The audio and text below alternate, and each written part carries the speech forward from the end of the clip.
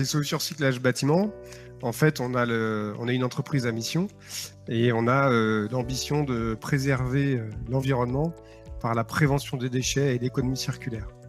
Alors du coup, notre objectif, c'est de penser différemment la gestion des déchets de chantier pour passer d'un taux de valorisation qui est assez faible finalement sur les chantiers aujourd'hui avec le gravat et la ferraille qui aujourd'hui sont à peu près bien triés, mais les déchets du second œuvre assez peu triés finalement.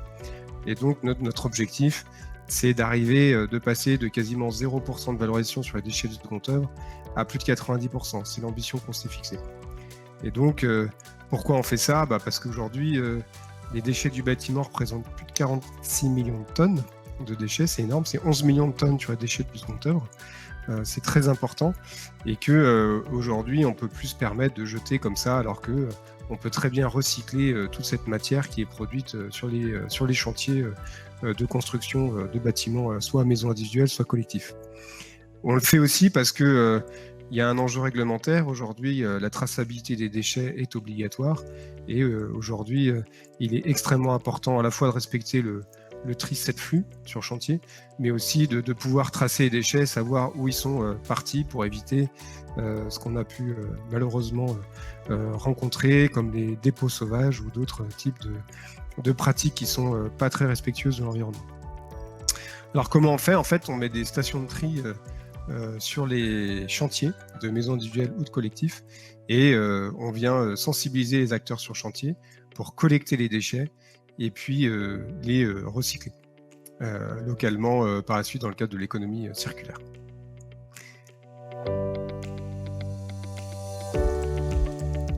Alors clairement, en fait, au niveau du changement climatique, notre objectif, nous, c'est d'éviter l'extraction de nouvelles matières premières.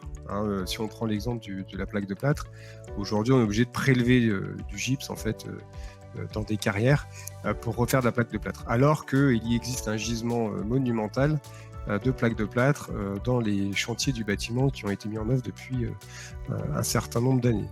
De la même manière pour tout ce qui est gravat, aujourd'hui on est capable de concasser les déchets de chantier pour refaire de la matière première demain. Donc en fait, on contribue aux enjeux climatiques en évitant l'extraction de nouvelles matières premières dans la nature.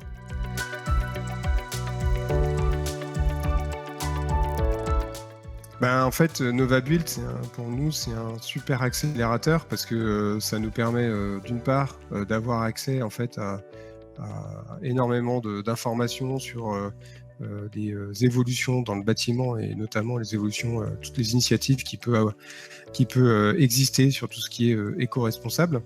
Et il y a NovaBuild a su fédérer tout un tas d'experts autour du bâtiment responsable.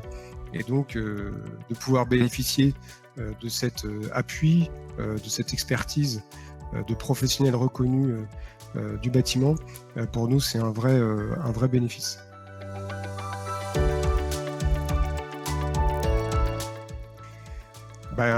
J'ai appris plein de trucs parce que je ne suis pas expert en propriété intellectuelle, ni en normes, ni en réglementation. Même si le sujet, c'était pas mon sujet de prédilection au départ, mais justement grâce à NovaBuild et grâce à cet appel à solutions, ça a été l'occasion pour moi de m'intéresser à ce sujet-là sur un format réduit de 2 heures et donc c'était parfait, j'ai appris plein de trucs.